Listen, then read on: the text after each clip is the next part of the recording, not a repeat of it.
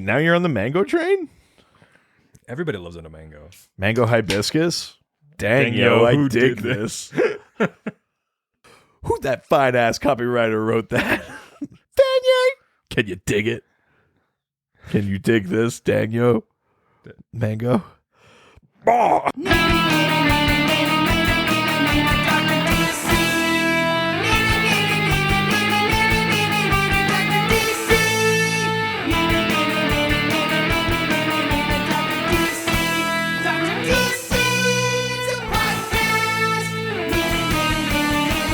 Welcome, residents, to the Dr. DC podcast. My name is producer Richard, and across from me is the Doctor himself. Hello. Each week, we talk about the weird and wonderful world of DC while fielding questions from listeners like you. You can't say anything because I didn't do anything. I know, but listen, man. What? We're so far into this. There's no backing out now? Is that what you're going to say? That, A, and B, you know not to go off script. So I don't know why every couple of episodes you just hold the iPad away from you. Like, it's like, today's the day I'm going to nail it. It's never happened, but like, today I'll do it. What's funny is that if it's there to read, I won't really read it. But the second it's gone, the safety blanket. Yeah, it's the net. Security blanket. Yeah, the net can't ever be pulled away. I'll never fall, but just to be sure. Sure, yeah. We're getting really close to Docmas now. This is like a week and a half. That's crazy. I don't even know what to do anymore. Yeah, I better get that set up. I've got more planned. What? Yeah. What do you mean? I put some more things together today. Like for the episodes? Yeah. But you remember the point of Docmas is we have to keep the episodes short, right? This likely won't extend the episodes. So what have you done? Just you wait. I don't know, man. Name one time I've done anything that was like not great and a surprise. I mean, listen, that's the gift thing. I assume that's not what you're talking about because you've already threatened me with the gift for this year. Oh, this is the gift this year. No, I mean this is like part of for the episodes. This will feel like a gift for everyone. I hate that I don't know what's happening with it. Yeah, you can't even name one time. I mean, like every single episode. Trying to say I've tricked you something? Is this a trick? I love that you sent me that. We were watching the Aquaman King of Atlantis or whatever. I was watching Aquaman King of Atlantis, like the animated Aquaman show. It's not a reference to this thing, but at one point, someone says, "Is this a trick?" And I just screenshotted it and sent it to you because I was like, I'm dying laughing, and they did not write this as a joke. No, but it's just in that show, in that like the feel and the sort of goofy vibe of that show. They said, "Is this a trick?" And I was just like, I'm done. That's so funny. Listen, that show, very fun. Are you gonna watch it? I like it. It's silly as hell. I mean, it does not really make sense within the continuity of the movie to be like the Momoa thing, because there's like nothing tying it to it except for like the same events. But it's very funny. Like there's a gag about how easy it is to become king in Atlantis. That it's like he goes away for a bit and Orm just sits on the throne and is like, "Orm's king," and then he comes back, just bonks him on the head with a trident. He's like, "Aquaman's the king," and they keep like there's a guy that keeps having to paint royal portraits in sequence, and they get like shittier and shittier as he goes because he has to do them so quickly because they keep changing who's the king. So it's like Orm, Aquaman, Orm again, Aquaman again, yes, Orm again, and it become like stick figures. But yeah, that's very funny. It's such a good gag. The show's full of like just silly crap like that. Very funny. So this show is technically supposed to be based like it's a. That was like the original idea. Like, I don't know if they just at some point were like, fuck it. And then I never caught that news. But that like the original pitch of it, when we heard they were going to make this 3-part animated thing, and it's like, it's from James Wan or whatever, like producing it. It does say that? Yeah, he produced it or whatever. It was supposed to be like, and this will bridge the gap between Aquaman 1 and 2. And it's like him adjusting now to being king. Wait. So does that mean that the show is him adjusting to being king? But like, it's very much not a content. Like, or maybe it is, but like, I think it's its own fun little thing. That's definitely like, it's taking cues from the Aquaman movie in terms of like the styling of Aquaman and like the voice he uses and stuff Really? like that. Because doesn't he have like a white beard and hair? And No, stuff? like it's kind of green, but I think that's meant to be like the color it is underwater kind of thing. Okay. But it's just like he kind of talks like this, like yeah. They're riffing on stuff from the movies, but like to me, it just feels like it's its own thing, and I think it works better that way. Getting too caught up on like its continuity like kind of ruins it. It's just this fun little weird thing that I like. That'll be weird when the new movie comes out, though, and they talk about how they like kept switching back and forth with King. Yeah, I will. I'll donate $1,000 to a charity of the Doc Squad's choice if when that movie comes out they like definitively say everything that happened in that cartoon clearly canon. If the movie is just like, oh yeah, like here's all 7 of those portraits, I'll just donate $1,000 to the charity of Doc Squad's choice.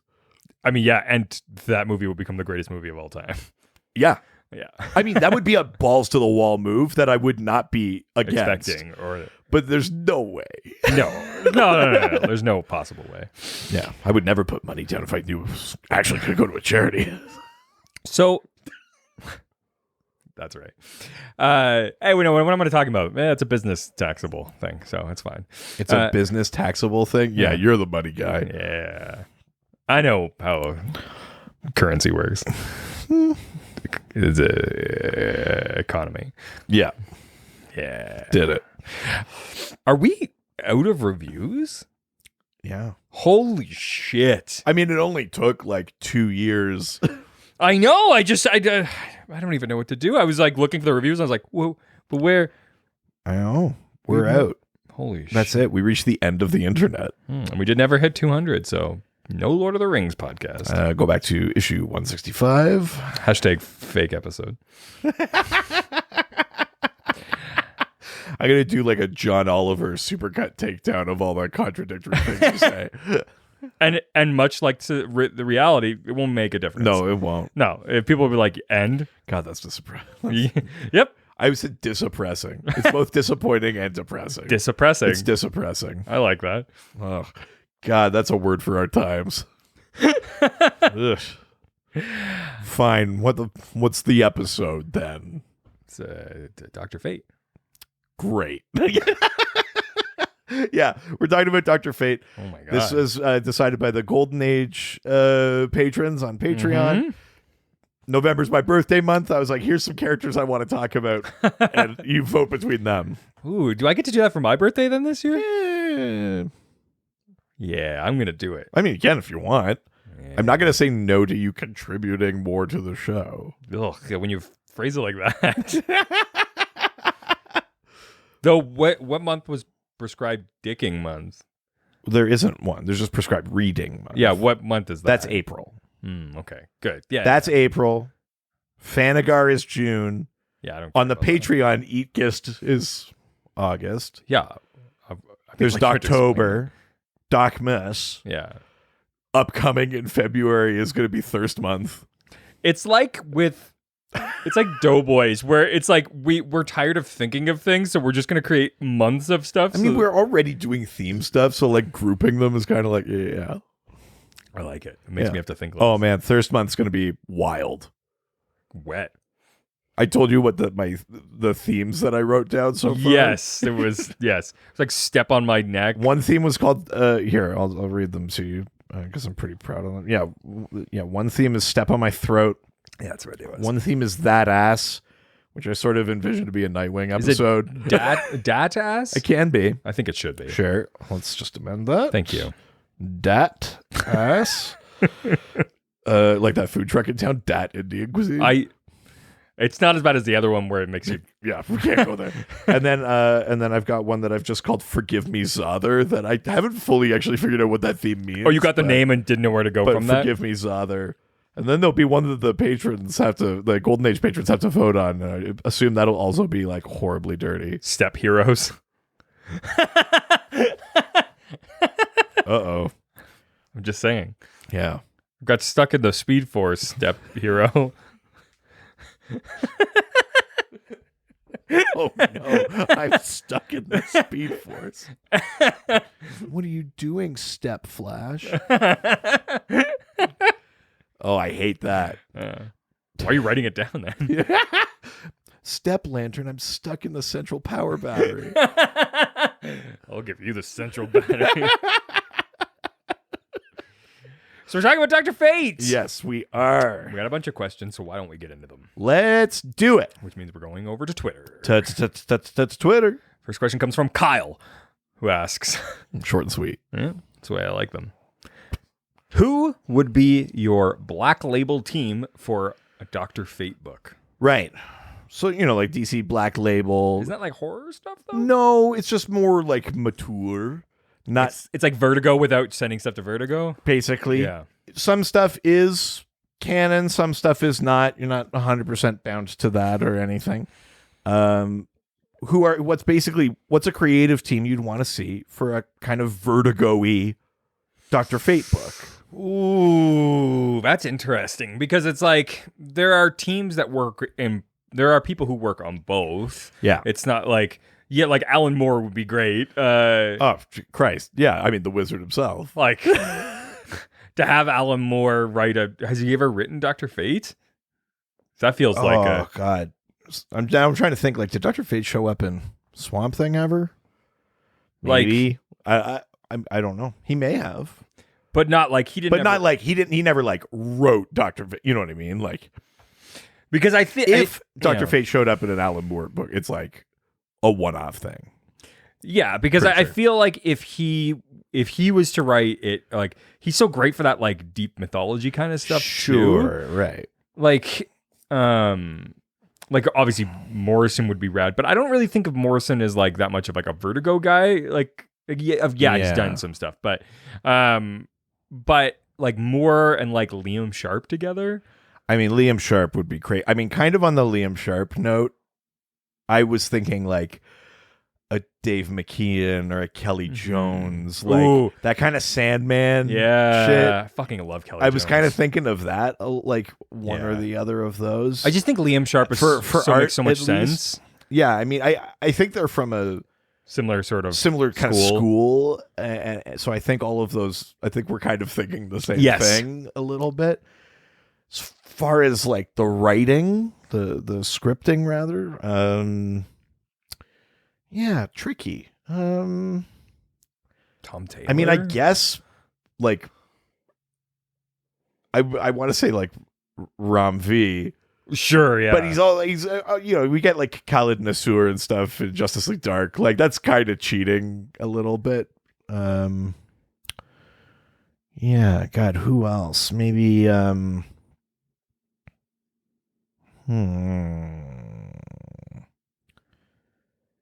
Yeah, that's tricky. I'm not sure that I have a good answer for that. I definitely know what I'd want it to look like, and it's like that sort of Sandman, Dead Man, kind of shit, or Liam Sharp kind of shit. Yeah, fuck. I want it to feel like epic adventure-y kind of, right? Like, yeah. So, see, Tom Taylor is interesting because, right? I'm about to say something that sounds counterproductive. Like, he doesn't write dark. And I say that like he's the guy that like he's a kill your darlings kind of writer. He wrote Injustice, he wrote Deceased, which is all about watching your favorite heroes die horribly. But what I mean is like I don't think he's I think he could write the character well, but I think he is maybe such an optimist as a writer. Like even in those horrible stories, he's writing that like the best of certain people will shine through and all that kind of stuff. And I kind of want someone a little more like, I don't know, a little more in the muck kind of shit. That's very tough. I mean, Alan Moore would be a legend, but I mean, that's a combination. I think that's just. Do you know what? Fuck it. I'm just gonna say Gaiman. I mean, that's clearly where I'm going. Yes. Just fuck it, Gaiman. Yeah. Fair. Yeah. All right. Next is from Alexander the Alex, who asks, why is Dr. Fate always used in team-up books and rarely solo? Also, do you think we could get a solo series around the time the Black Adam movie comes out? Gotta love that corporate synergy. It is weird. Dr. Fate is like DC's quote unquote sorcerer supreme. Mm-hmm. He has the Tower of Fate, the if for all you Marvel folk, like that's the Sanctum Sanctorum. Yeah. He has all the powers of like magic at his disposal, empowered by the Lords of Order. He's, he serves a higher calling. He's got all this mystic artifacts. He has like the wisdom of eons and shit like that. Yeah. It's kind of wild that he doesn't really hold down his own book. Basically, with one main exception. Because all of his other books max out at 12 issues. But they're like, here's a 4-issue series. Here's a 5-issue series. With the exception of one series, Dr. Fate just doesn't like hold it down. And back in the day, like he's a Golden Age character. He's been around forever. But he was like in More Fun Comics and stuff. He was in like an anthology book that also had other characters and shit in it. Like, it is kind of weird that Dr. Fate doesn't just hold a title down. I do wonder if it has something to do with like his sort of backstory isn't as like appealing as some other characters. I guess, but like I don't know, there's no hook for me that like is. But is it? Yeah, I mean, I guess. I mean, the original one, Kent Nelson. It's an archaeological dig, and his dad opens this tomb, and his dad fucking dies, and Kent is immediately turned into the host of Nabu, gets the helmet, becomes Dr. Fate kind of thing. Like you'd think like there's kind of that like Indiana Jones kind of shit. There's like, it's just like, could you imagine a Marvel universe without a mostly ongoing Doctor Strange book? For sure. And I'm sure there are gaps in that, like in publishing, but like Doctor Strange is a big part of Marvel.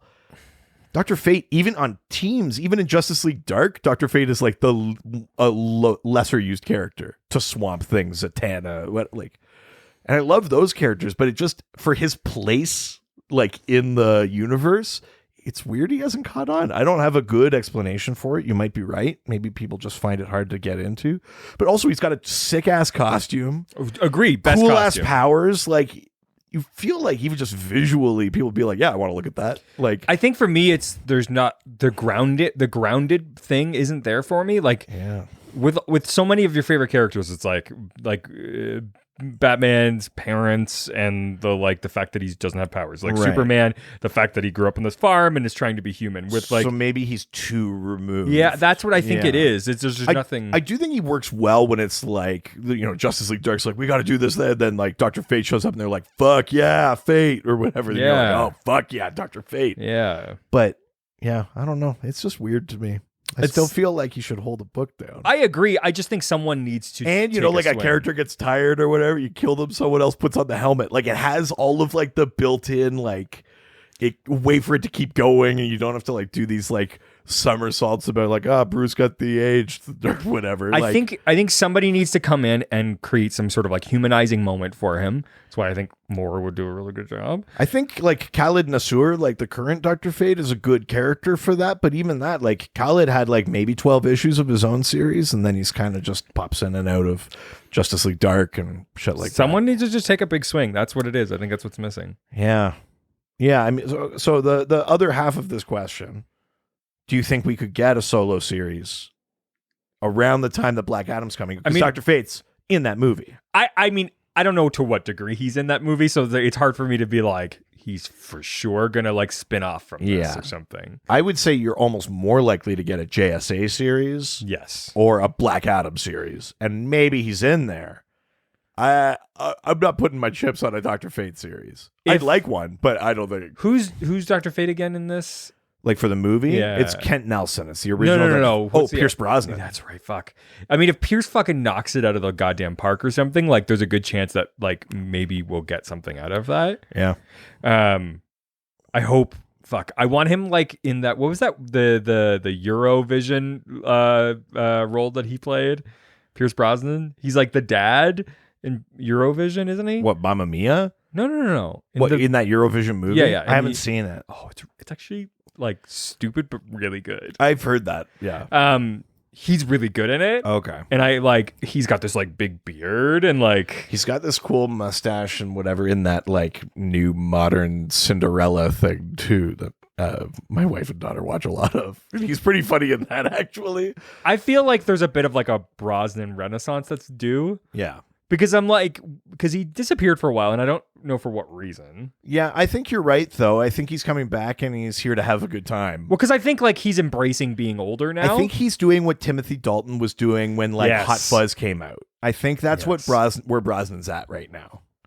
He's ready to let go of the like I'm the like suave debonair devil. Yeah, he's not going to play Remington Steele again. He's going to. But I think it probably takes a while to like admit to yourself that that's not where you're at anymore. Yeah, and he was in fucking Mamma Mia and shit like that. Yeah. But like him with the beard, especially with like the perfect amount of gray. Yeah, he's a zaddy. Totally. And I think that if he fucking plays like with a whole lot of depth into this, like I think you could do a really good job. Here's the thing. I think ideally you want the book to actually come out earlier than the movie so that if people see the movie and go, where's Dr. Fate? You go, there are 5 issues of this thing already out, which was like a misstep on the, I mean, it's not a misstep because people like comic readers like the characters anyway, but like that Titans United book that's out right now is very clearly the lineup from Titans season 3.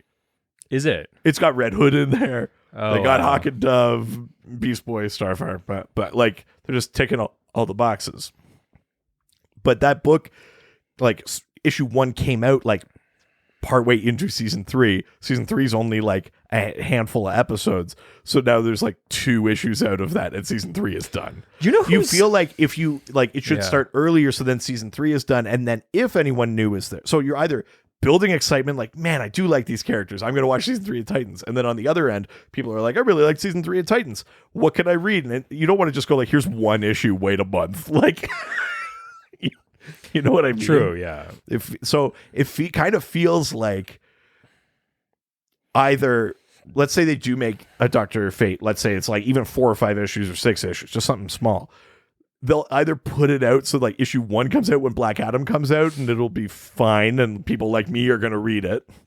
But it's not going to do that thing they want for the quote unquote corporate synergy, as mentioned in the question. Yeah. Or that book's got to come out like in the next round of solicitations, which would be for March, which is not gonna happen. No. So my money is not good, I would say, on a Dr. Fate series coming. Honestly, I don't know if DC or Marvel is great at connecting their like media like properties, like to their TV and movies to their comics. No, and I mean, I'm kind of also of the opinion of like you shouldn't be, but I just mean that in terms of like don't make your continuities match. You should time it out so that if someone has an interest peaked, there is something very easy and tangible for them to read.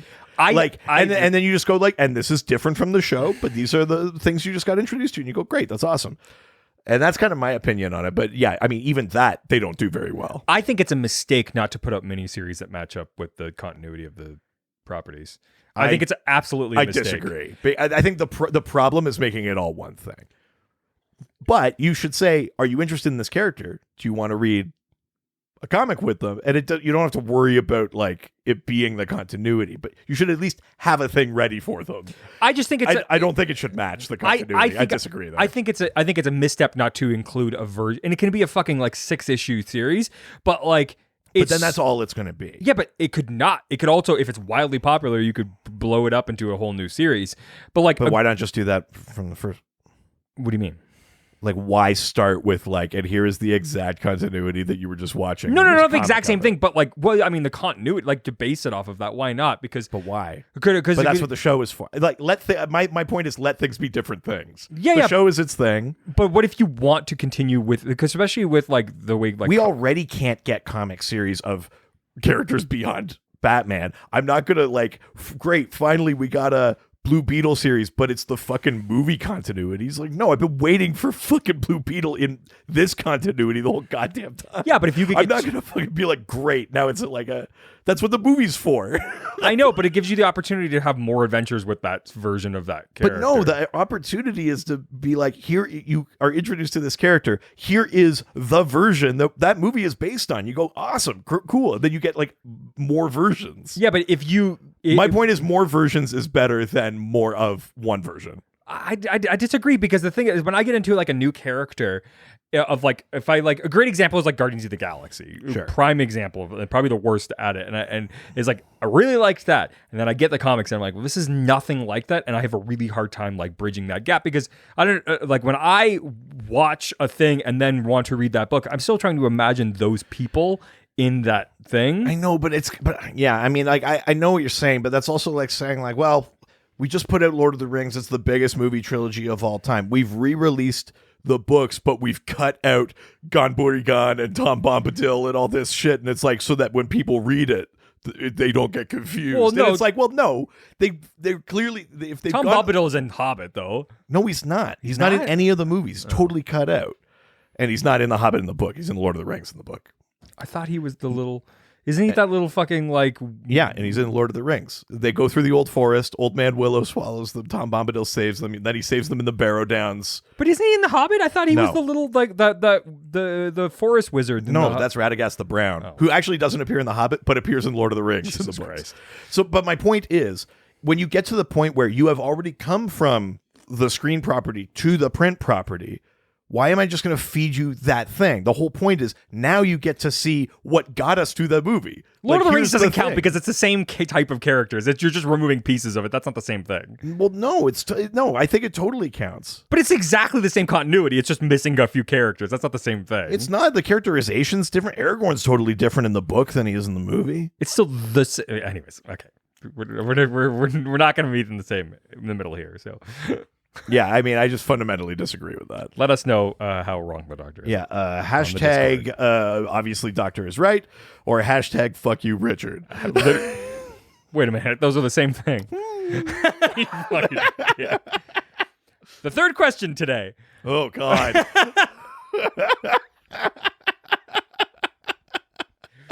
Oh, my God, fuck. Oh, shit. Yeah. Raging G, I'm gonna drink a soda. Raging G, I'm gonna fucking explode. Whoa. Does that mean you're going to, like, you are just going to fucking explode, or you're going to fuck, like, an explosion? You heard me. 'Cause that's pretty metal. That's exactly what I meant. Whoa, Raging G. It's been a while. Fuck, since I've gone and wrote that Fuck this song. explosion just like I always do. Fuck, I haven't had to do a thing like that in a long time. Yeah. Raging G asks, where does his nose go when he wears the helmet? Inside the helmet. Cool. Next question. I mean, like, design-wise, I think putting a nose on it would be the same as, like, when Iron Man had the nose and everyone was like, I don't like this. No, it's I mean, that helmet design is just so... fucking rad. It's so fucking cool. You know, just the couple of eye holes and the little fin on the top, and otherwise it's just kind of like so simple and so simple and plain, and like I don't know. I really love it. Yeah. Also, magic. It's probably bigger on the inside. It's probably got some like TARDIS shit going on. Yeah, it's like a Centurion thing. It's so fucking rad. Yeah, it's got kind of there's vibes of like that kind of old Spartan helmet thing too. Even though it's like Dr. Fate has this tie to ancient Egypt and that there's like a sort of a silhouette of that kind of Greek Macedonian kind of thing. Yeah, I love it. Next question from Brazen. Yes, the donkey rises. Who asks, when it comes to the title of Dr. Fate, is he a doctor in name only, or does Kent Nelson possess an actual doctorate? And if he is an actual doctor, what is his field of research? I mean, I would assume it's archaeology, right? So, Kent Nelson, the quote-unquote original, the Golden Age Dr. Fate, his dad is an archaeologist. Oh, yes, that's right. And then, like, opens the tomb. Yes. Instantly dies. It's like a poison gas or some shit that like liquefies him or whatever the fuck it does to him. And then, but Kent is saved by the spirit of Nabu. Yeah. We lost it. How far did we get? Mark the time. Bruno wanted to see how far we would get. Oh, really? Yeah. Yeah. Well, it's that like 35 minutes. Yeah. No, it's like 30 almost. Okay. Exactly. Yeah. No, they won't. But does he become an archaeologist? in my head, Kent is an archaeologist, but that might not be true. His dad definitely was. If I find out, Does he have a PhD? I actually want to say no, but it sounds like one of those things where like that's a classic golden age, like throw away someone's credentials. Really just be like, oh, and multiple PhDs. Next page. if I find out that this motherfucker's pretending to be a doctor, nothing could make me angrier. Somebody who fucking pretends to be a doctor, Right. like that fucking stolen valor, Yeah. that makes me sick. Yeah. We have to do our own research about Kent Nelson. Don't just believe what DC tells you. The idea of somebody pretending to be a doctor is, I couldn't even fucking I agree. That's why I would never pretend. Good. And have never, and will never, and I'll never lose your trust. I feel like that. I remember you saying something about like that doctorate, like the paperwork coming in. Don't worry about it. Is that like that comic book that It's we fine. sent that one time? I said it's fucking fine. Is that comic book that got missing in the mail too? No, that made it. Oh, did it? It did. How long did that take? Too long. And multiple attempts. But I made it happen. Jesus Christ. I don't think he does have like a PhD. I don't think any of them have doctorates. Actually, That PhD stands for pretty hot and dumping. yeah, we're like phallus hog dog. I think if you say it's a hog, it assumes it's phallic in nature. Dong. Oh, I guess a bell. Yeah. I mean, yeah, we'll run through like Kent Nelson. No, I don't think Inza did. Eric and Linda Strauss. No. Jared Stevens, definitely not. Not that fucking riffraff. Hector Hall. No. Khalid bin Hassan on New 52 Earth 2. I don't think so. And Khalid Nasur. No, because he's like a kid. So like basically none of them are doctors. So no, none of them are doctors. Wow, what the fuck? Yeah, but maybe he's like, because he's like altering people's fate. He's like, it's that kind of he's like doctoring fate. Oh, okay. Yeah. Sure. Yeah, this fate's been doctored. Our sources tell us this fate has been doctored. Yeah. It's a deep fate. Well, that's good. Yeah, I don't hate that. Proud of that. Yeah, I don't hate that. That's pretty good. Let's leave Twitter and head on over to Instagram. Now we're going to Instagram, take some questions and answer them. It's like last week where I overcommitted right at the end of the episode. I forgot about that. First question on Instagram is, I'm a virgin 2.0. That's not a question. Oh, that's the person. Yeah. Right. I'm a virgin. Woo! Touched for the 2.0th time.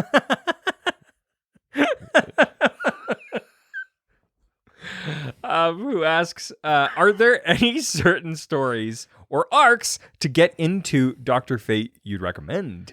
Sure. I'll shout out Bruno again.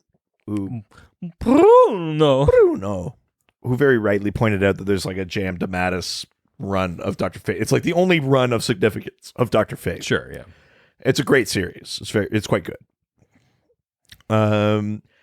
But I think but before that series started, there's a 4-issue miniseries that's DeMatteis and Giffen, and it sets up that series, and it's all about like Kent Nelson's. It's the end of Kent Nelson as Dr. Fate and the start of Eric and Linda Strauss as Dr. Fate. And it's a 4-issue mini. It's technically the first volume of Dr. Fate. It's the first time he had a solo title. And I really like that one. I've had that one for years, and I read it a bunch, actually. I really, really enjoy it. I think it does a good job of like painting the complicated relationship between Nelson and Nabu. Well, you know, because like the Gungans don't get along with the... Thank you. It does a good job of painting that relationship. It's drawn so like creepy in that. Like Nabu is like a mouth in Kent Nelson's stomach Jeez. that like opens and talks and shit. And it's like, yeah, it's cool as shit. The Lords of Chaos are in there. That's really cool. Specifically, Typhon, Lord of Chaos, is in there. It's a really cool series. I would always recommend that one because even if you're just jumping in, you don't need to, like, it doesn't matter that it's the end of Kent Nelson as Fate because you're setting up, like, they do talk about like how it started and how he was Dr. Fate, and you get that relationship and you get like into the new era sort of thing. So I'll always recommend that one. I think that one's really dope. Yeah. I think it's Dr. Fate Volume 4. It's the one that brings in Khalid Nassour, the current Dr. Fate. I think that's a neat one. It didn't, that series is part of that weird kind of, what do they call it? The DCU era, like YOU. Oh. And that was between or kind of betwixt New 52 and Rebirth. There was kind of this like soft adjustment right after Convergence or something like that. And that's when we got like that Black Canary 12-issue series and some shit like that. I think that's roughly when that Dr. Fate series came out. And that one's pretty good too. And that leans heavy on the Egyptology stuff. Like there's fucking Anubis and like Egyptian gods and like it like a lot of the cover art is like hieroglyph kind of looking stuff. That's a cool ass series, and it's a not white Dr. Fate, which is big, Yeah.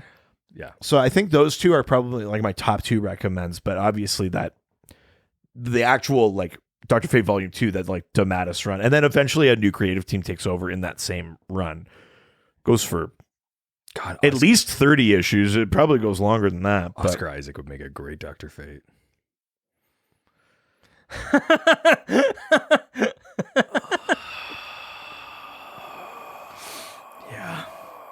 Yeah, that just hit me. Actually, do you know who'd be a good Dr. Fate? Fucking that Mina Masood, the guy that played Aladdin. Oh, yeah. Or Rami Malek? Yeah, he'd probably be pretty good too, actually. Yeah. Like, take him another hit at the bat because what he fucking did with that X-Men guy was awful. No, that's Oscar Isaac. No. Apocalypse? I thought that was... That's Oscar Isaac, baby. Is it? Yeah. Oh. Yuck. Yeah. Yeah, I mean, that movie is so bad it made Oscar Isaac unfuckable. Jeez. But yeah, those are a couple of Dr. Fate kind of stories or series that are good to get it. Dr. Fate shows up in a lot of magic stuff, like in Day of Vengeance or in Justice League Dark or things like that. You can find your Dr. Fate fix in other like kind of magic stories too, but for just kind of solo stuff, those are kind of the big ones, I'd say. Yeah. Yeah. There is a Dr. Fate Volume 3 that's the Hector Hall Dr. Fate. It's 5 issues. It's fine. I wouldn't like go out of my way to get it. I guess if you read that JSA series, that's where you get Hector Hall Dr. Fate. You get some decent stuff of that in there. Yeah. All right. Next question comes from the most interesting resident. Oh, Andrew Delgado. It's actually Delgado, Andrew. Yeah, not if I don't say so. Oh. Yeah. Yes, sir. Who asks, did Nabu ever interact with Black Adam or the Hawks in his day? What other historical moments has Fate been present for before the 20th century? Right. So, we talked about the ancient Egypt sort of connection. Yeah. So Nabu, let's talk a little bit about how Dr. Fate works. We've sort of touched on it a bit, but for those who aren't familiar with the character, you're halfway through the episode. Here's Dr. Fate's deal. Yeah, I'm surprised Adam Stump. Yeah, hasn't asked. Yeah. So there is a Lord of Order named Nabu, who's a very powerful magical being who, as a Lord of Order, is obviously there to stamp out chaos, right? Which, I mean, they tend to go order good, chaos evil. That's not the best Dr. Fate stories are the ones where they're like, is that really true? Yeah. But, generally speaking, he existed in ancient Egypt, like physically, but his spirit from that point on resides in the helmet of fate. Yes. And when one puts the helmet on, Nabu's spirit takes control of their body, or kind of sometimes shares it, depending on the relationship. and they become Dr. Fate. And that's what ties Nabu to like the mortal plane. Once he no longer has a physical body.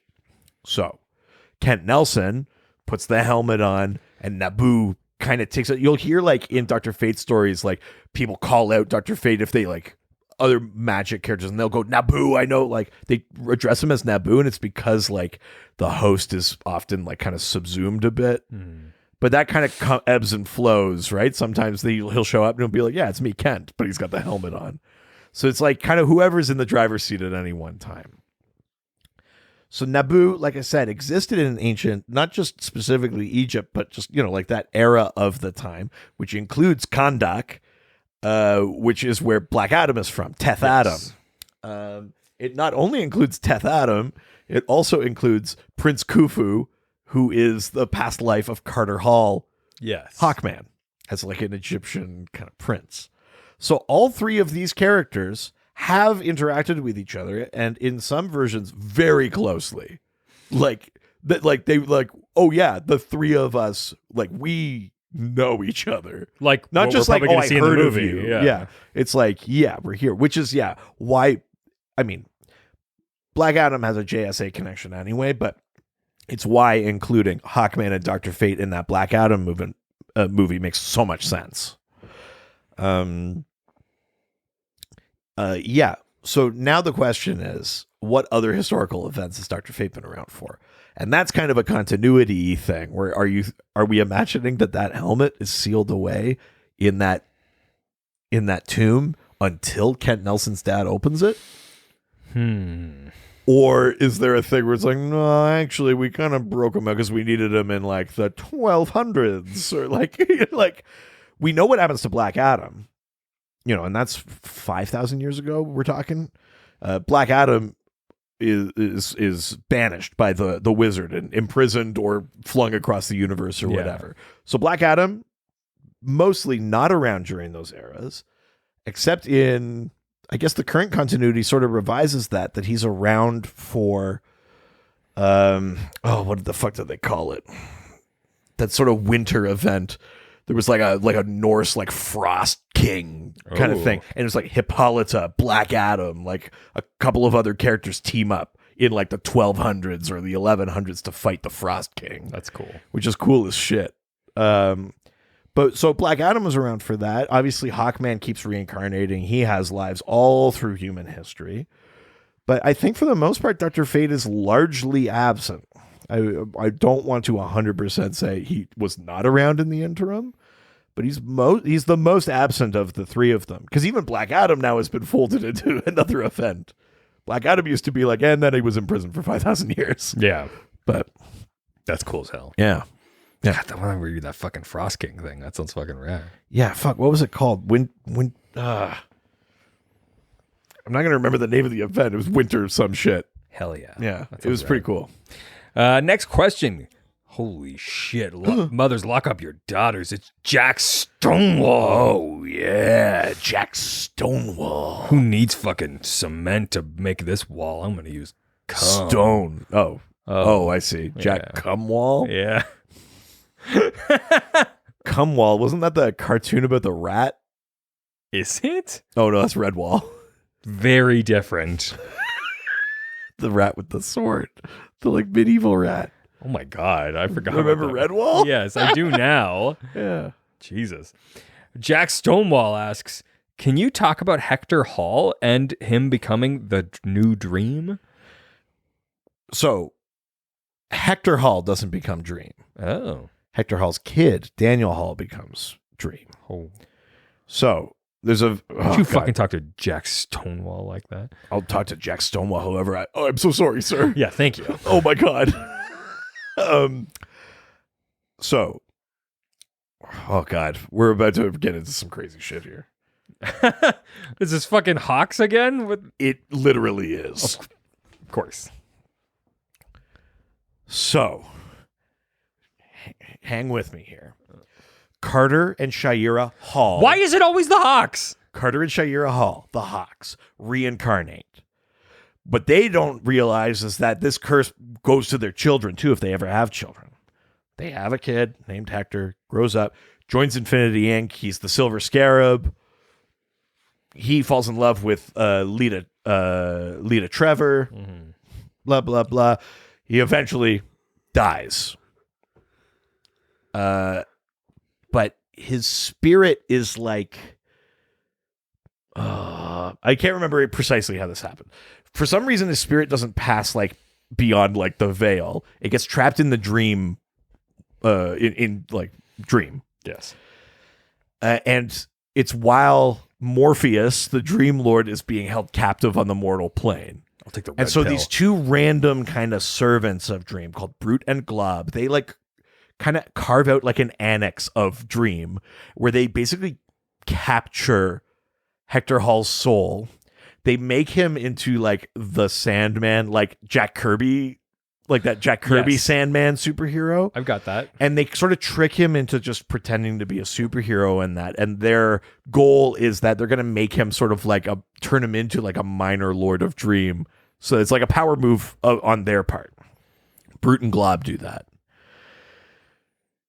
Before he died, Lita Hall, his lover, was pregnant. Eventually, Morpheus comes back and shit. And before that, Hector Hall brings her to the dream world so they could be together. So Morpheus comes back. He's like, Brute, Glob, you guys fucked up. I'm going to release Hector's soul so he can finally move on. Of course, he'll get reincarnated, but essentially, like, this is the more natural way of things. His soul moves on and he goes, Lita, you've lived in the dream realm for a long time and you're pregnant. Your child is destined to become the new me.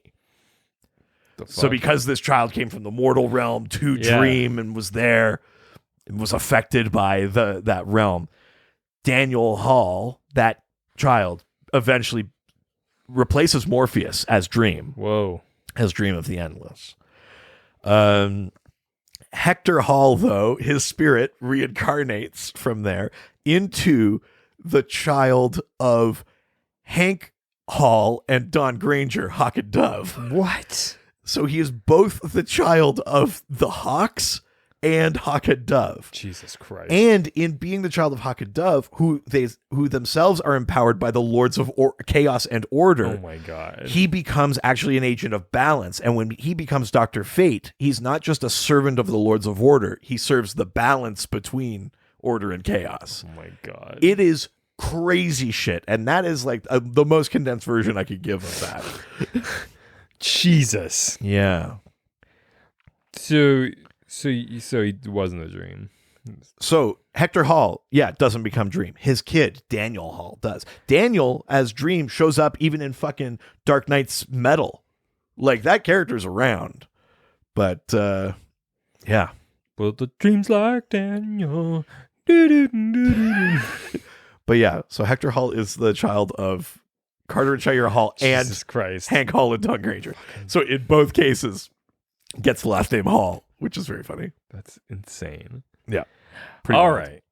Next question comes from 3-Chord Me, who asks, who would you trust most to perform a medical procedure? Dr. Fate, Dr. Midnight, or Dr. Manhattan? Right. Well, I mean, let's just... Dr. Manhattan. No. Yeah. Dr. Midnight. He's an actual doctor. Yeah, Dr. Manhattan could just phase through you, fix the thing. But Dr. Manhattan also doesn't give a shit about people. Like, he would do that thing where he's like, I took the dog apart to see how it worked, and now I can't, why doesn't it go back together? I mean, I'm literally taking the Pax Americana Captain Adam thing, but like, I'm not trusting fucking Dr. Manhattan to give a shit about my well-being. He'll be like, oh, the procedure failed, but there's the same number of molecules in a dead body as a live body, so what's the difference? Fair. Dr. Fate. Not a doctor. Not a doctor. Nice. But very proficient in magic. But we're talking about a medical procedure, not magically curing someone. I mean, magic could potentially do it, but they are talking about specifically performing the procedure. So it's got to be Dr. Midnight. He's an actual physician. And for a long time has fulfilled the role as physician to super people. So he has like the added knowledge of like how to deal with people with powers and shit like that. So Dr. Midnight. Jesus. Okay. What solves that question then? Doesn't matter. It could be like Charles McNider or Peter Cross. I can't remember if Beth Chappell was like medically inclined or not, but 2 of the 3 Doctors Midnight are medically inclined. Fair. Yeah. Well, with that, we are leaving Instagram and heading on over to the doc phone. Oh, That's right. baby. Fucking slap some little crying babies around. We're doing the doc phone before Reddit? Yeah, that's what I decided I was going to do Look today. at you being a little saucy minx. Oh, yeah. Who knows what I'm up to? Oh, my God. Let's hear what Ryan's got for us today. Yeah. Hey, Richard. Hey, Doctor. It's Ryan Putney.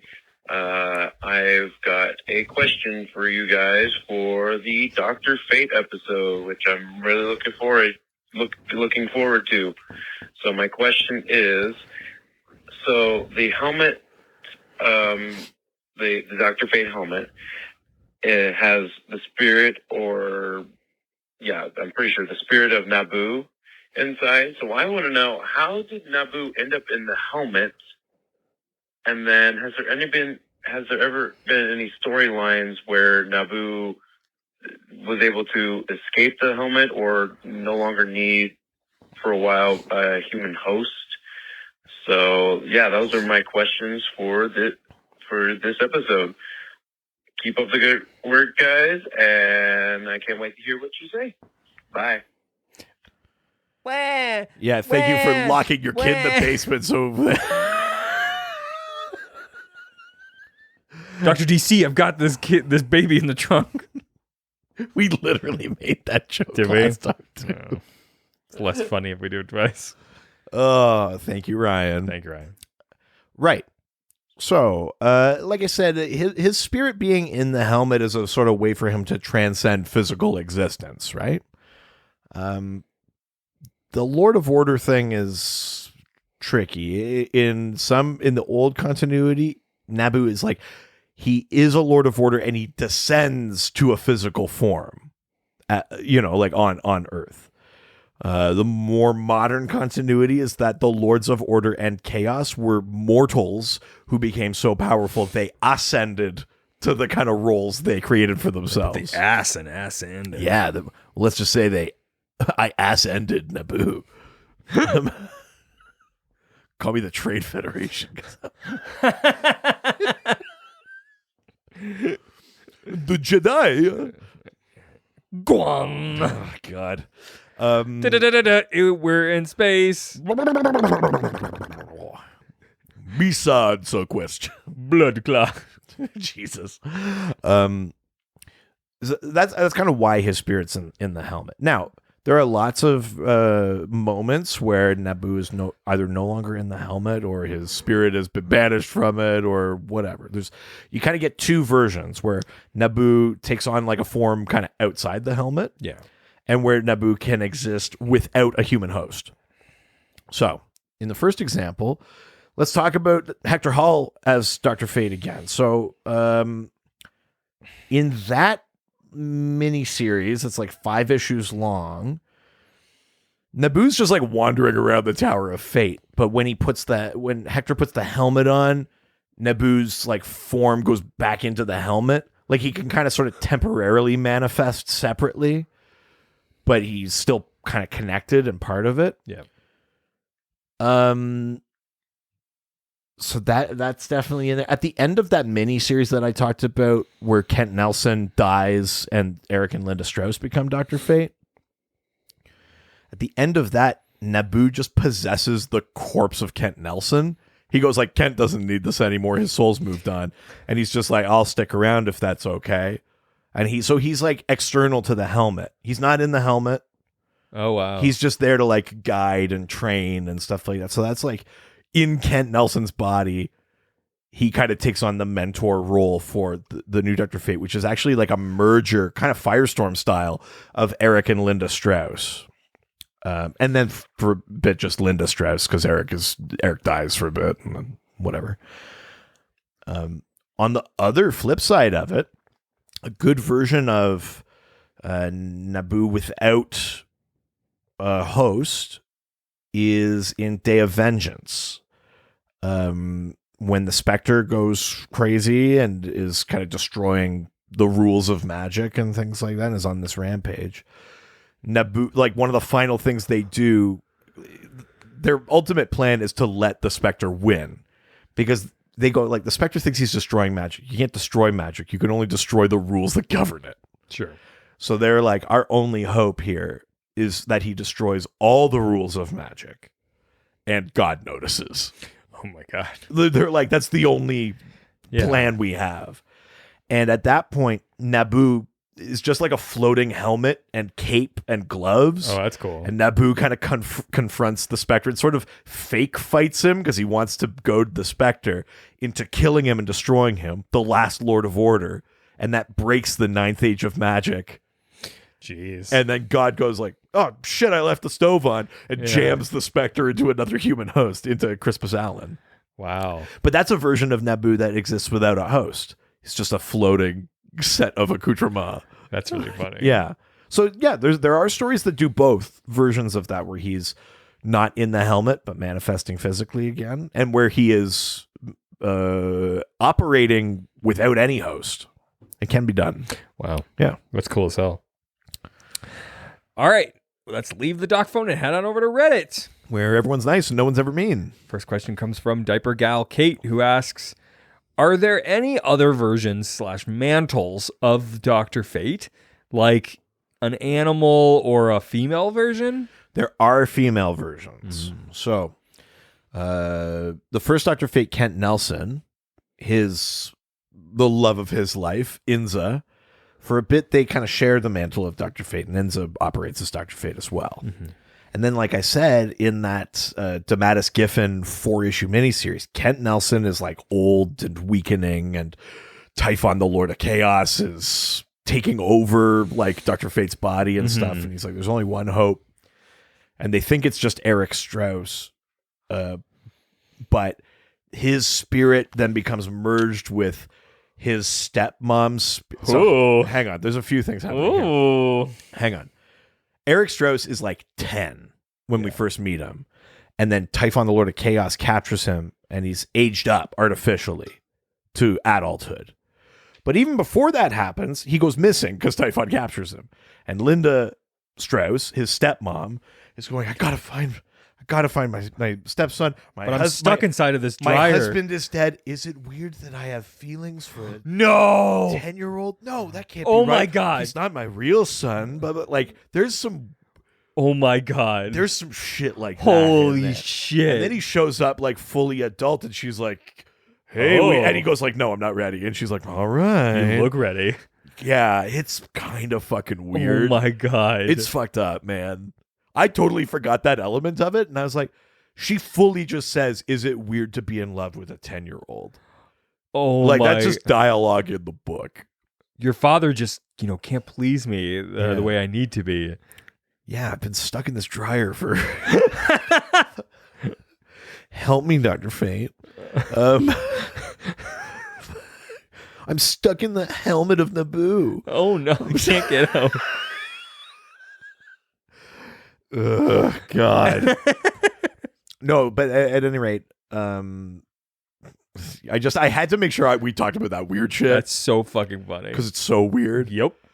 Eventually, he gets aged up. His spirit and her kind of merge into kind of like Firestorm, where it's like two beings in one body. Yeah. But it usually takes the form of Linda's body, so like a female Dr. Fate. So yes, those things definitely. An animal Dr. Fate, I guess, would technically exist on the old Earth C minus. Earth C is where like Captain Carrot and the Zoo Crew are. But Earth C minus is the world that Rodney Rabbit draws, where the animal superheroes are actual Justice League analogs. So instead of just being like random animal heroes like Captain Carrot or Pig Iron, they're like Super Duck or what? Like Wonder Rabbit. Like they become more like it's the just a lot of animals, anthropomorphic. It's like, JLA, just a lot of animals. That's very funny. There must be a Dr. Fate. I don't know if it's Dr. Fate or like what it is. Well, I but mean, that's good. Yeah, it better be that. Yeah. I can't think of another animal one offhand. But like an animal hasn't, like a horse hasn't stuck its head into the helmet or something. Like by accident. Yeah. And Nabu is like, 10,000 years. Yeah. Like, wait a minute. Son of a bitch. That'd be very funny. Yeah.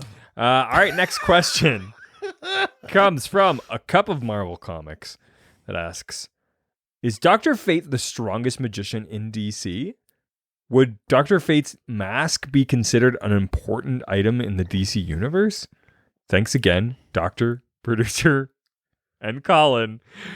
Fun listens. I'm on episode 74. Oh, God. So hopefully I can catch up to current episodes soon. Oh my God, 74. That next episode's going to be a real shock to you. I don't want to give away the goat, but shit's gonna change. I mean, you're clearly not listening to the new episodes, so by the time you get here, you'll have heard how much fun we're having with this. Yes, but that's so funny. The episode before, just the episode before, that's the infamous Zeppelin accident. Yeah, that was accidental. Exactly. Yeah. Nothing makes me happier. What a journey. Just be like, well, based on their relationship in episode 74, he must be coming back. Yeah, that's funny too, actually, when you think about that. You know that guy who shows that's pretty spotty attendance by that yes. point in the You would think by that. I can't remember what episode it is, but there's some episode where we're like, wow, it's like episode 63, and I'm like, or 38 for Colin. That is a good joke. Right. So, is Dr. Fate the most powerful magician? Yes. Okay. In the way that your hero is always the most powerful until someone is too powerful, and then they overcome it. Like, it's like, like Superman, most powerful until he's not, and then he is. Dr. Fate, I think, is like that. When you're considering people who are magicians and not just like all powerful beings. Yeah, I mean, Dr. Fate is interesting because he's kind of a little bit of both. Yeah. Depending on the version, not all versions have the benefit of like Nabu riding shotgun or driver's seat.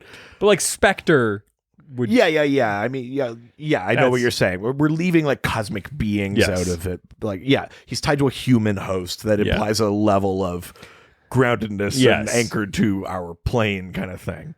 Yeah, Dr. Fate, absolutely the most powerful. Even on, they'll show Zatanna beating Dr. Fate at something or whatever, but like when Dr. Fate shows up and he's not on their side, they go, fuck. Yes. Like, it's not good, It doesn't mean he's unassailable, but he is the most powerful. Yeah.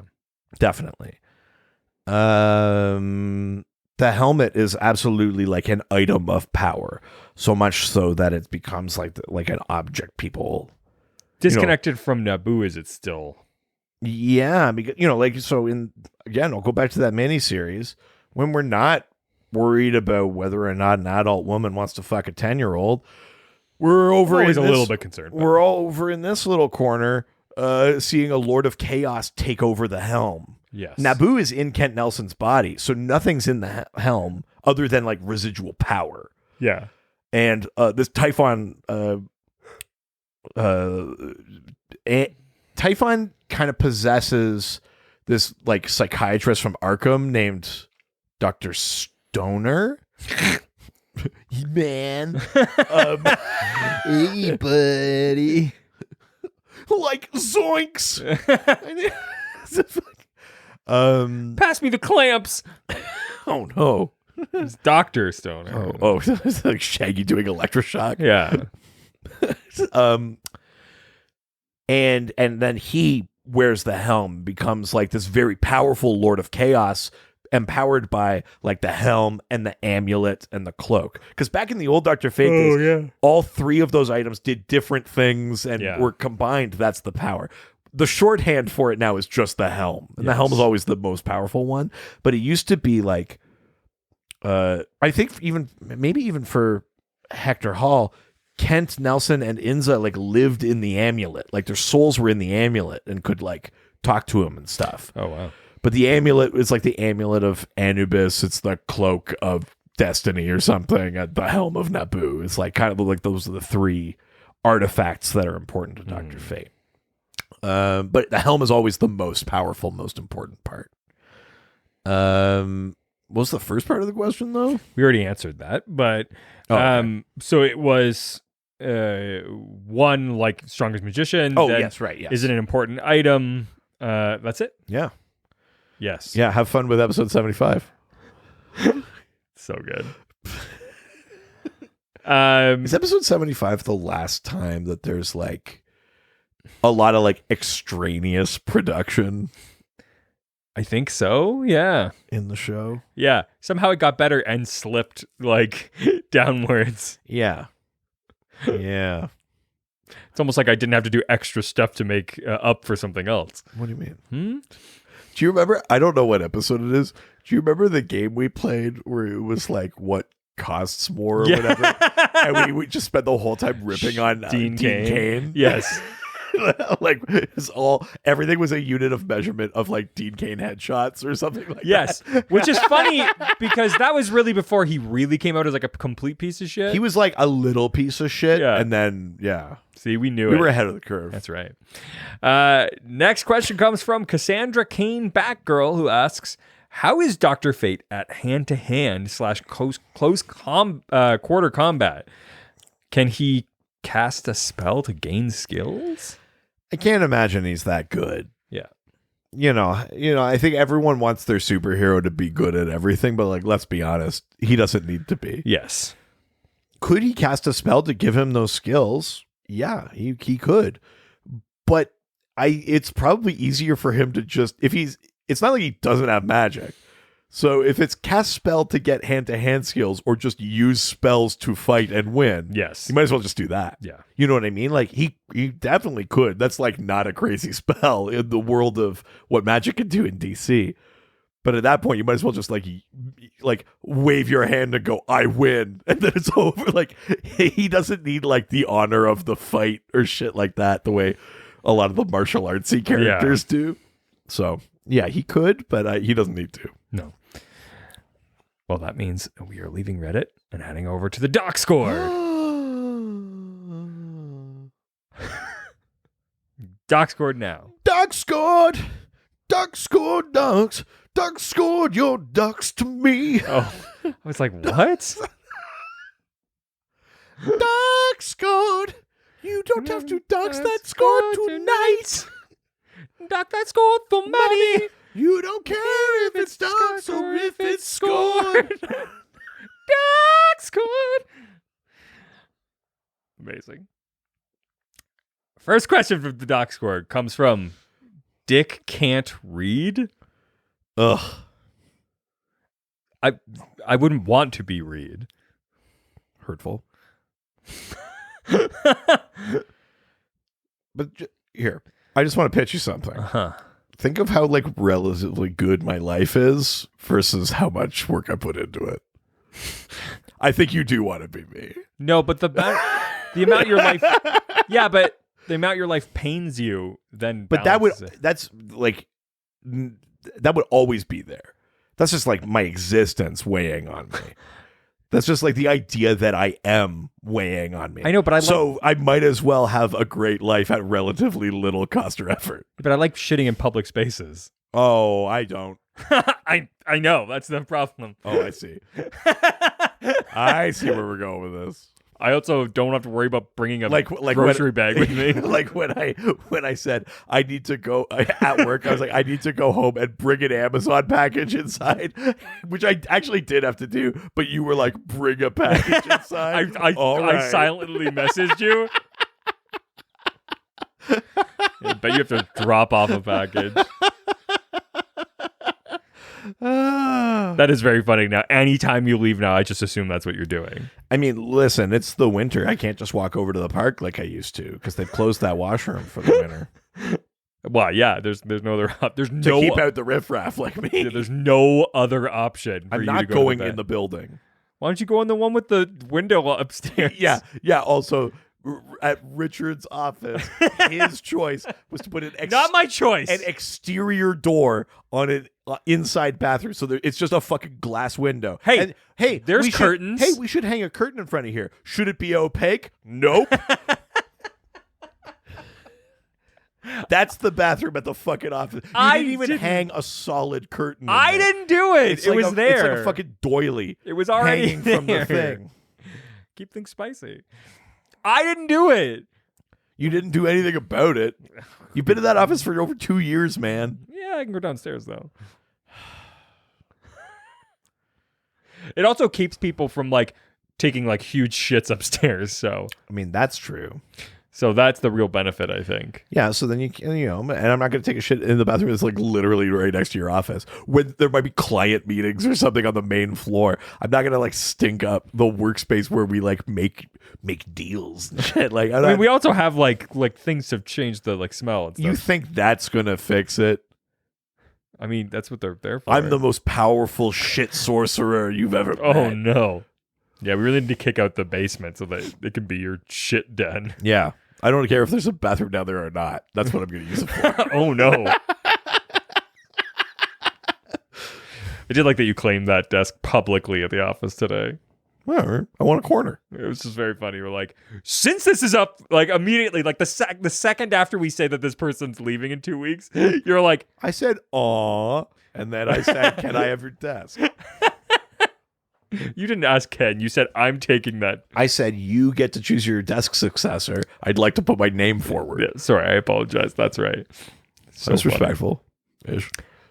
Nick Can't Read asks, so in Young Justice, a Vandal Savage flashback shows him in ancient Babylonia with his 2 sons, one of which is Nabu.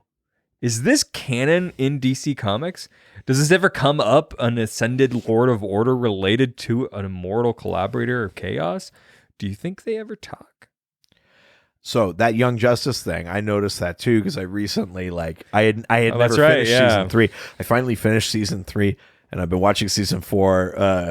Yeah, thank you, Yokro. It's Scarebro. Yeah, really enjoying that. Thank you. Yeah, it's an interesting little bit of continuity for Young Justice, but it's just a Young Justice thing. Yeah. Nabu is not a child of Vandal Savage in main continuity. They're not connected. Have they interacted? Vandal Savage has been alive forever. They must have interacted. But no, that's not like a regular comics continuity piece. That's just a special thing for Young Justice. I doubt they talk. The Dr. Fate in Young Justice is pretty no nonsense. He's pretty callous. Like, this is a Dr. Fate who Zatanna, back in the first season, as a child, put on the helm to try and save the day. And Nabu almost didn't let her take the helmet off because he was like, I've been kept on a fucking shelf too long. I'm not going to let any host go. And so her dad promises himself to Nabu and sacrifices himself. Jeez.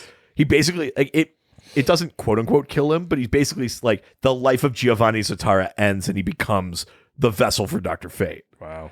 And then, they have a once a year deal where for 1 hour, once a year, oh my God, he lets Zatara take the helmet off to spend an hour with his daughter. That's it? And if it's a minute longer, he'll never let him take the helmet off again. Oh my God. Because Nabu's a fucking asshole. Jesus. Yeah.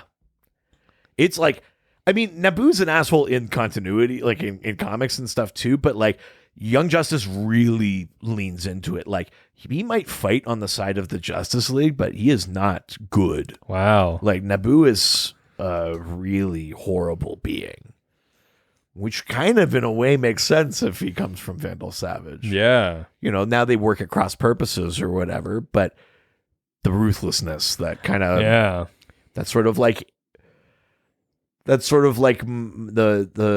single focus, like the myopic view of things that you kind of associate with like having lived too long or from coming from like a more dangerous time or things like that. Yeah, which is kind of neat. Love in a dangerous time. These fragile bodies of touch and taste. It's a good song. Great song. Oh man. Next question comes from Mullet Overlord, who asks, what are Nabu and Kent Nelson up to these days? Right. Nabu, again, not always good guy. He's a lord of order. That's the priority. Yeah. So, for example, when the other kind were breaking through and the upside down man from like the dark multiverse was showing up and trying to consume magic and shit like that, Nabu was like, no, do you know what? I think we got to let him do it because ultimately, cycles of magic, all this, like, it'll serve order. And so he fought the Justice League Dark. He was like, no, we're gonna let this motherfucker come. Wow. And they were like, no, we're not. And so he trapped Khalid Nasur in like a vase. And he was like, nope, it's just me now. Kent Nelson was like, let me out. And he's like, no, I'm not letting you the fuck out. Fuck you. And they beat the Lords of Order. They stopped that. They do it by becoming the new Lords of Chaos. Wow. So kind of with the help of Mordru, Wonder Woman, Zatanna, Detective Chimp, Swamp Thing, Man-Bat, they become the Lords of Chaos and defeat the Lords of Order. Since that time, I think Nabu's chilled a bit. I think currently he's in the helm with Khalid Nasur as the host for Dr. Fate, as Dr. Fate. Oh, okay. I don't think Nabu is like gone. I think Kent might be gone. He might be like released to the afterlife. I can't 100% remember. It's either that or he's also in the helmet to keep like Nabu in check. It's one of those two things where it's like Kent is like, no. Wow. No. That's crazy. Because again, Nabu's an asshole. Apparently. Yeah. All right. Next question from the saddened Ryan. Also, here's my gripe with Nabu. Who elects a queen? Oh. Back to Star Wars. Oh, yeah. Okay. They're like, when my term as queen is ended. It's like, that's not what a fucking queen is. The way you said it made it seem more about the queen thing and not the election. Oh, yeah.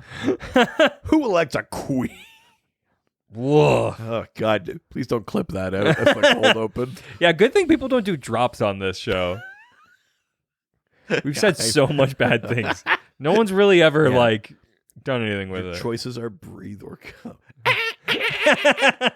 Who elects a queen? I'd like to get behind her, Royal Highness. I love the part of that book where she wants to fuck her 10-year-old stepson. It's me, Porm.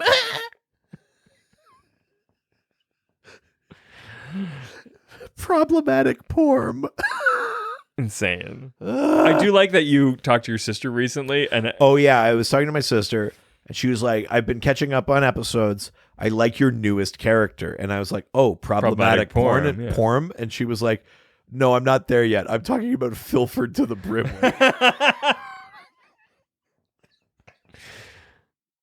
So good. So insane. We're We're award winners. Goddamn right. The saddened Ryan asks, was it really a bad idea to melt the helmet down and turn it into daggers? Ugh. Also, how did it become a helmet again? Ooh. Interesting. So, the melting the helmet thing. That sounds fucking stupid. After Eric and Linda You know the Strauss, coolest part of Dr. Fate?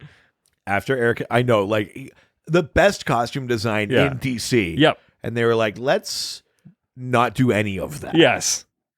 But this was it's actually kind of like mid-90s, like 94, 95, something like that. Oh, God. And they went extreme. Yeah. And fucking so, daggers. After Eric and Linda Let's melt it down and Strauss- make it a skateboard. Oh, yeah.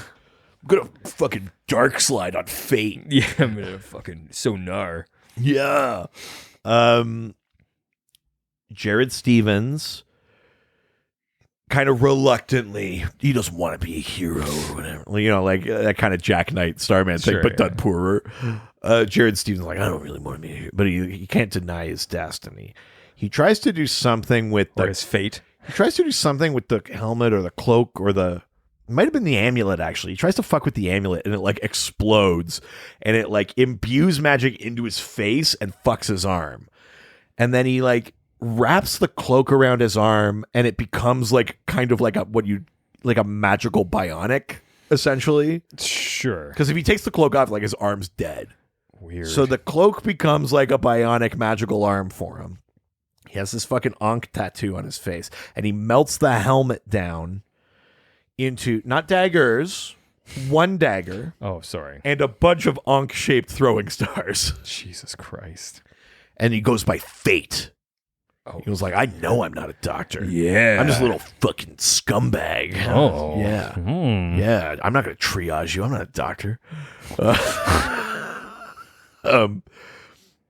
And so that was like his thing. So the helmet of Fate got melted into like a magical dagger and these fucking Ankh throwing stars. Yeah. And so he had more kind of power, like, not more, but his power was more like in him, partly because the amulet exploded. He has a magic arm, basically, and all this kind of shit. He could do a lot of the Fate stuff, you know, illusion casting and energy bolts and all that kind of shit. But that's an interesting question about how it became a helmet again. I don't remember reading a thing that actually explains it. Just was again? I don't know if it's interesting. I wonder if it's not one of those things where it's like Jared Stevens is only around for like 4 or 5 years and then the character dies. Oh, okay. And then Hector Hall becomes Dr. Fate. And so I don't know if it's one of those things where it's just like, and here's the helmet. Or if, like, as he's dying, he was like, reforge. Like, I don't remember. And that's mostly because I like to ignore Jared Stevens' fate. Fair. That's interesting, though. The short version is, I don't know. But I have a very strong suspicion that it's just, let's pretend we melted it. Yes. And here it is. Okay. Or it's just like, you know, eventually, like, magic works in cycles. Everything comes back. You know, like a shitty explanation like that where it's like, yeah, it was meant to be Jared's dead and the dagger and the fucking throwing stars just reform. Yeah, you know, like, we're always meant to be a helmet. I don't know that it's like a really deliberate thing, like reforging Aragorn's sword. Sure. Like, fair. Yeah. Well, let's move to the last question. Ooh. From the HBO provider himself. Yo Crow, it's Scarecrow. Yo Crow. It's Scarecrow. Yo Crow, Scarecrow. We're using your login. It's a login life for me. Oh, yeah. Yeah. Hell yeah. That's what the log drivers is. Step lightly. Logging in the HBO. Logging to the HBO. That's what we'll do. It's Titans, and other DC content. That's such a specific joke. It's like for me, you, maybe Stump, yeah, maybe Mad Seb. yeah. Oh, I really like that. Yo Crow and Scarecrow asks, Whew. what hero or villain would you choose to wear the helmet of Nabu? And what do you think they would do with it? Well, who do you think? Zatanna. Oh, fuck yeah. I mean, I wanted to melt it into a top hat, though. Oh. I mean, I don't hate that idea. Solid gold top hat. Yeah. Cumbersome, but cool. Yeah, I mean, Zatanna as Dr. Fate is like, get the fuck out of here. Right? Like, Dr. Fate's already the most powerful sorcerer. Yes. So you put that with the most powerful non-Dr. Fate sorcerer, like magician. Yeah, it's just like, Yeah, get fucked. Yeah. it would be fucking rad. Oh, I want that. And I don't mean this in a creepy way, but like that Dr. Fate design is so good and it looks great. Like Dr. Fate looks great as a woman. Yeah. Like the design really transfers well. Yeah. Oh, fuck. And imagine if the cloak took on like kind of the look of like the tails from yeah. Like imagine if like their costumes kind of blended a bit. That'd like be fucking rad. part a Zatanna costume, part Yeah. not a gold top hat. That's Yes. dumb, but you know what I mean? Yeah, Like, yeah. oh, fuck. I'm into this. Right? It makes sense. Yeah, I mean, shit, that would be amazing. But I mean, yeah, I mean, talk about OP character, right? I'll try and do the other way then, like a villain. Like what would be like, oh no, this person got the helmet. Yeah. Like, let's go back to Vandal Savage. Oh no. You know, someone Working with like, his son. well, I mean, yeah, if we're in that universe, but like just in general, imagine someone with like, He's got like 50,000 years of life and experience and knowledge. Like, I bet he fucks so good. I mean, he's certainly a lot. Yeah. He's supposed to have been Genghis Khan, I think, which Well, that means makes that we're sense. There mostly you go. related to Vandal Savage. Oh, hell yeah. Yeah. I bet he's a Vandal Savage in the bed. Oh, yeah. No, he's just like a Vandal pussycat in the bed. He's a really Vandal tender lover. The problem is that he's like immortal, so he just has like he never comes. Oh, because he has no refractory period because he just only lasts. Oh my! That's God. like Vandal Savage's whole Oh thing. no! There is no end. I never finish. Oh no! In life or this. Oh no! Yeah. Yeah. What was the question? Vandal Savage is who you want. Yeah, I think like that'd be kind of like a creepy, scary, like holy shit, this villain got their hands on that power and like they know how to fucking use it. Like Vandal Savage isn't like a sorcerer. He's had enough time to learn how to do it, but he just chooses not to. But imagine him tapping into those forces and those powers and the sort of cosmic knowledge of the universe would That'd be a pretty fucking scary thing. rad. Yeah. That'd be like one of those, like, we're on issue like 4 of a series, and then he puts the helmet on, you go, fuck, in like a big event or something like that. That would be a cool moment. Yeah, I mean, it's fucking intense power. Yeah, I like it. Could you imagine Victor Zaz? No, he'd be like, I'm going to melt this into like the knife that I cut myself with. Yes. Something stupid. It's really stupid. It would be funny to see, like, here, okay. There's one of the better of the animated movies from that kind of like New 52 era animated universe. Worst one. Yeah. Is Suicide Squad Hell to Pay. Okay. And in that one, just like a random male stripper ends up with the helmet of fate. Really? And I kind of love it. I love the idea of someone completely unworthy and completely disconnected from the universe. Completely disconnected and completely trashy in possession of it. That's amazing. So like, you're joking about Victor Zaz, but the idea of just like Kite Man, and he puts it on, and you're like, oh no, like he's like, Very oh, this funny. is too much for me. I like that. There's something kind of fun about that. Like, I don't hate it.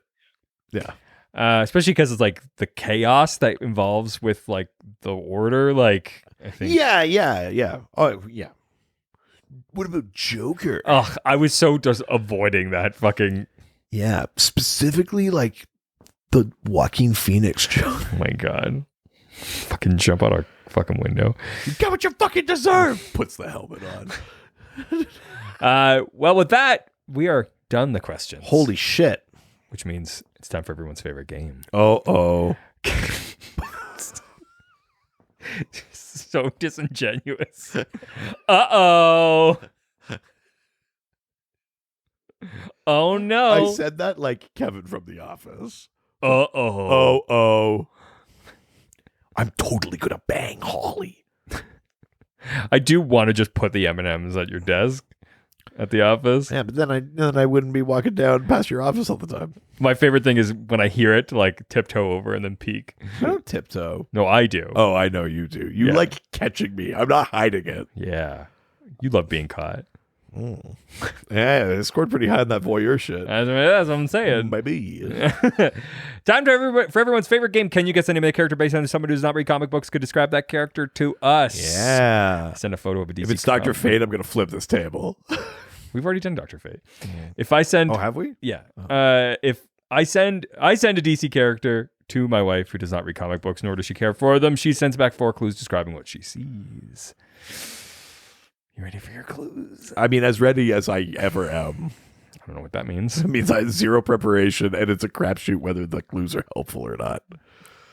I'm sorry, are you just now having an issue with this? It's like almost like you haven't been winning or something and are upset I by fucking it? nailed it last week. Wasn't last week the one you did? Emerald Empress. Oh, yeah. Third guess. Yeah, no, it was the week before that where you were completely stumped by a character you should have known. Yeah. Go fuck yourself. First clue. No eyebrows. Oh, that's not as helpful as I want that to be. Oh, I'm sorry. Are they usually? Tobias Whale. No. Black Lightning. No, I was just talking to Tobias Whale. plasmas. No. So many characters have no eyebrows. Most of them wear masks. Ugh. Calendar Man. No. Okay. Next clue. Next clue. Medieval cinching torture cape.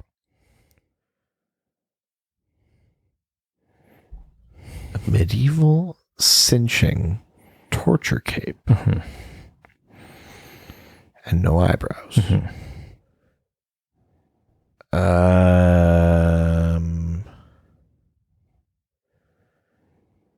Is it no, she's got eyebrows, doesn't she?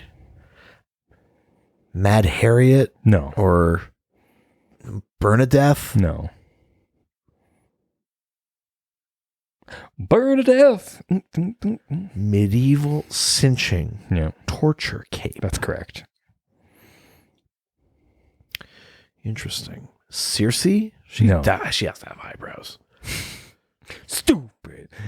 Idiot. Next clue, please. Next clue. Tinfoil ballroom gown. Silver sorceress? No.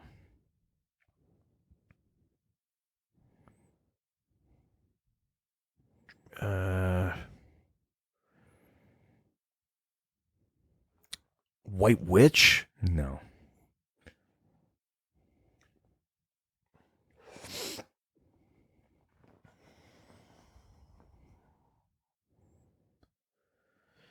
Silver swan? Mm-mm. It's not like a version of Dr. Cyber or something. No. ASL, baby. Don't worry, I'm a doctor.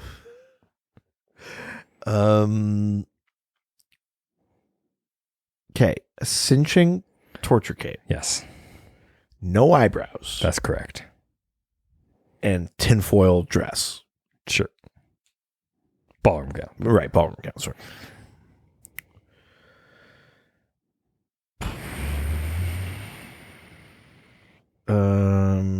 Okay.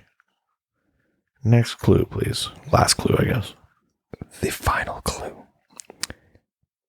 Weird, bony hunchback fin.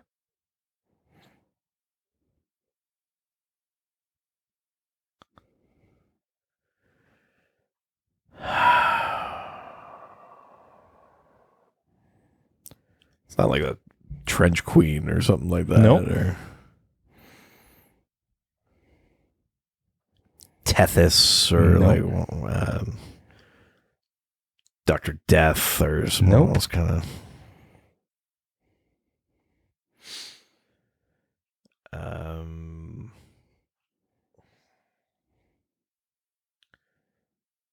Should I know this one?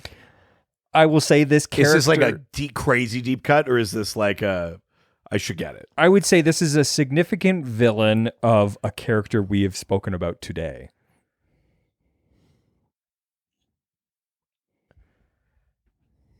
A significant villain of not necessarily Dr. Fate, but someone we've talked about today. Someone we have talked about today. Hang on.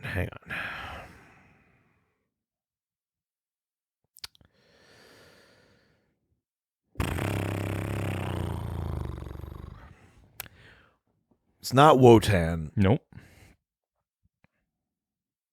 It's not Tala. Nope.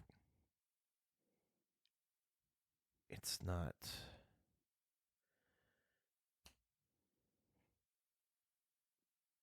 Hang on. We're not talking. Is it like Onimar Sin? It is.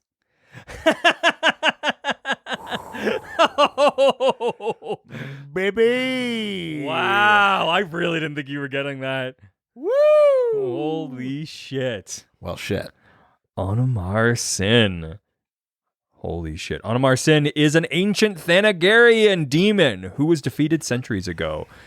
He returned in the modern day and took over Thanagar once again and ruled it with an iron full fist. control over nth metal. Can lock all its properties. Major villain of Hawkman. That's right.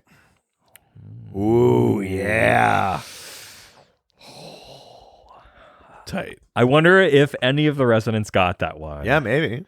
I mean, the clues were pretty definitive, I think. I mean, they're accurate. Like Yes. they're not wrong. they're They're not not like way off clues. No. Like we sometimes have. no, or anything that was like misconstrued because of the photo. It is No, what it is. those are all pretty Yeah. clear. Especially with that bone fin thing. Yeah, that was good. Ooh. He's got to feel good. That was like, that's the rush when you get Yeah. it that like at the last yeah. second. That's I a can buzzer see why beater. people bet on the ponies now. That was a fucking buzzer beater. Hey, yeah, Doc scored. Maybe you should start like a running bet week to week. Ooh. Ooh. Whether or not I get it. Yeah, and cut me in. Wallets will live, wallets will die. Cut me in on that shit. Financial crisis on infinite episodes. Well, let us know.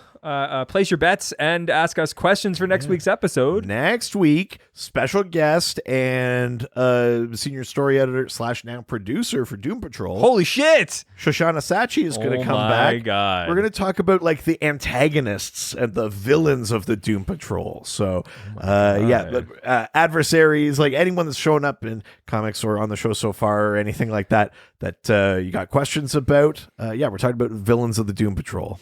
See, now she's a producer. Shit's really going to start happening now based on what we're talking about. Yeah, I like to think like she got it because of us. Yeah, obviously. It was the credibility she So outrageous. Take credit for someone's hard work. So crazy. But yeah, so send those questions. We all know classically women have had it so easy in the media industry. Oh, God. So send those to our various social media platforms like our Facebook, Dr. DC Podcast. our Twitter, At Dr. DC. our Instagram, Dr. DC Podcast. our email. Dr. DC Podcast at gmail.com. Lots of fun going on in our subreddit. r/Dr_DC. And as Ryan always proves, the doc phone is always open. Yeah, 208-917-3238. It's 208-917-DCEU if you're Nasty. I want to get some calls for Docmas. It's Yeah. coming up. We love. I'm starting to put stuff together for like Yeah. putting questions to episodes and stuff. So yeah, give us a call if you've got, because for Dogmas, no theme. Any question you got about DC or characters or us or whatever, just send them in. If you want to send them by doc phone, that's always fun for us. We do like yeah, doing go that. for it. Especially when we're like full and drunk and Yeah. Oh, I mean, like I know, like the thing this year is hot wings, but like I'm gonna get cut. Oh, is this a new thing that you're? Because you've only done that maybe once. What? Like got real cut. What, drunk? Yeah. I mean, I say get cut. I just mean like I'll have drinks and my body will do what it does and like metabolize it. But like if I get drunk, I get drunk. Yeah, because it's a bit. If he dies, he dies. You do. I like that. My wife does know like when you're drunk. Like knows the signs of when you're drunk. Yeah, she's got a pretty good gauge on it. That Yeah. you do get animated. Speaking of the doctor being animated, he's got a TikTok. Yeah, and it's all cartoons. Well, no, I just It's meant all cartoon porn. You have a lot of energy. Oh my god. Oh, Peter. You want to see Lois Griffin and the Pickle Rick? Oh my god, Shrek, what are you doing? I'm here from my multiverse. Check out TikTok at Dr. DC. It's just me fucking around. Someone should make like a Detective Pikachu, but with Shrek. It's a Shrektive. Wow. Deshrective. Still Pikachu though? Yeah, obviously. It's just fucking Pikachu. Pika Pika. I want to be the very best. No one ever was. Donkey. Snorlax. It's Pikachu. Oh no, it's not. Celadon City is layers upon layers, Bulbasaur. Holy shit. How are we have like multi? So it's Shrek, Morrison, Yes. and Pikachu. Pikachu and Pokemon. Yeah. Jesus. Fucking stupid. Jesus. My starter's an onion. He's an onion type. I'm a swamp type. It's a universal swamp. Yeah. Oh, animal man, I created ye. Now get back in the ball. Oh no. This joke's reaching critical mass. Make sure to get all of our episodes through our website. DrDCpodcast.com or .ca. And we don't have any more. And if you ever want to fucking see your Lord of the Rings podcast, you better give some fucking You've been holding reviews. hostage for fucking years. I've been allowing it to get to the point where we could do it. You've been allowing it not to happen. God, you're gracious. When it gets to 200, then I think I'm probably just going to pick a month on the Patreon and just do it. I don't give a shit. by yourself. I don't know. I'm just going to make you do it. I don't give a shit what you say. I don't think that's never going to work. It's going to happen. Because you'll be like, what are we going to do? What do you think? You said that with Meatloaf, and then I have never made you choose Because an we keep episode thinking theme. of things. And you'll pick this over Meatloaf. I always have that. I can make you do Lord of the Rings. No, I'll do Meatloaf before I'll do Lord of the Rings. Interesting. I win either way. Yeah, but I can also just do neither. No. Or I'll record it and then record my own thing. That'd be amazing. Spend hours recording it, just never release it. Yeah, I went out this week. Don't worry about it. You don't listen to the doubles. Sometimes. Oh, no. It's not going to happen. No, because I would do it, and I don't want to do it. It's not going to happen. It literally won't happen. But if it did happen, I still wouldn't release it. Unless we get to 200 I was going to reviews. say, so what's the motivating factor for 200 reviews. Then Jesus. it'll happen. Always moving the fucking goalposts. So, Should call you a conservative. Ayo! Was that good? Did I do it? yeah, you're real good, buddy. So yeah, it's topical. Really burning the candle at both ends here.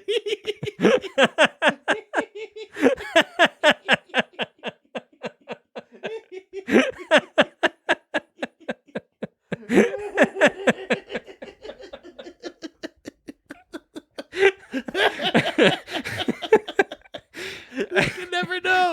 I'll never know. Never know. So give us the reviews, and while you're out there doing more stuff for us, send us some physical mail. Yeah, 301 Hogue Street, Hoge Street, Whitehorse, Yukon, Y1A 1V8. You can send that to either Richard Eden or Reed Vanier. And yeah, give us. Give me something to open. Give me more. Give me more. Give me more. And while you're giving us more, why don't you subscribe to our Patreon? Yeah, there's it's patreon.com/DrDC. There's a $1, $5, and $7 level. They all give you access to the Discord, our awesome Discord community. We've got some new people who have joined in the last Yeah. little bit, which is awesome. And it's cool to see like the conversations happening and people joining in. Yeah. It's a ton of fun. So love that. And then at the higher levels, you get bonus episodes, you get extra videos, you get theme polls where you get to decide what the episodes are going to be about. All sorts of fun stuff. It's very. And help support us. Mm-hmm. And while you're supporting us, why don't you head on over to the main feed, Ghostfacers. This is the other podcast. Go over to the main podcast. Yeah. Ghostfacers, a Supernatural rewatch. We are going through every single episode of CW Supernatural. We're on season 4, baby. So we're in it. There's fucking angels. Yeah, there's angels fucking. Yeah. Angel of Harlem. Oh, yeah. Different angel song. Yeah, City of Angels. My wife's been listening to it a lot, which is really weird because Yeah. I've been like... We're just so used to our wives not supporting. Yeah, I know. But she was like, oh, this is actually a good podcast. It's because she hasn't listened to anything we've done since episode 74. Wow. Way back. So go check that out. It's a lot of fun. That is We talk about monster lore and real world, like behind the scenes shit of the episodes. And now we're starting to get people who are actually like crew from the show, like commenting and like wanting to like be involved with the conversation. it's pretty dope. We've had some cool guests and stuff. Yeah. It's a solid podcast for once. That's it for this week. Ciao, ciao. Adios. All the superheroes, they always fight for what is right. Live with danger and adventure, they are men of... This was a Brain Freeze podcast.